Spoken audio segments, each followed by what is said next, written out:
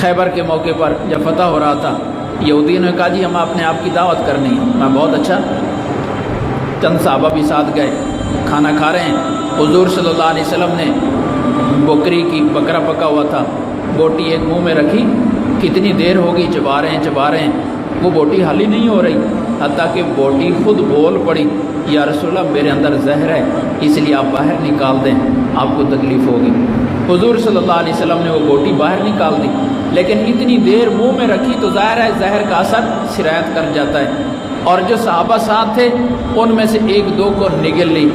تو ایک صحابی اس زہر کی وجہ سے اللہ کو پیارا بھی ہو گیا، زہر بہت تیز تھا۔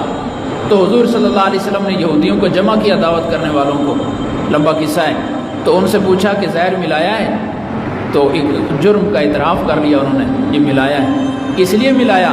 کہا اس لیے ملایا ہے کہ ہم نے یہ سوچا کہ اگر آپ اللہ کے سچے نبی ہیں تو پھر آپ کو دنیا کی کوئی طاقت نقصان نہیں دے سکتی، جیسے اس بوٹی نے آپ کو بتا دیا،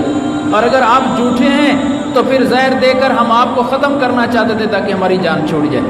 تو آپ صلی اللہ علیہ وسلم نے ساری بات سنی اور سن کر فرمایا کہ میرا حق ہے کہ جتنا تکلیف تم نے مجھے دی اس کے بدلے میں تمہیں تکلیف دوں، سزا دوں،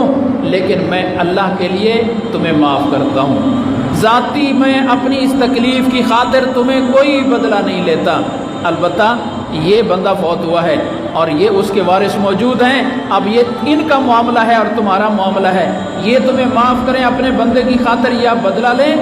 یہ اس بارے میں کوئی دخل نہیں دیتا، لیکن اپنی وجہ سے میں تمہیں معاف کرتا ہوں۔ تو رسول اللہ صلی اللہ علیہ وسلم نے بدلہ لینے والی شرک پر کبھی عمل نہیں فرمایا، کبھی عمل نہیں۔ بڑی بڑی تکلیفیں دی گئیں حضور صلی اللہ علیہ وسلم، اللہ کے لیے معاف کیا، اس شرک پر عمل فرمایا۔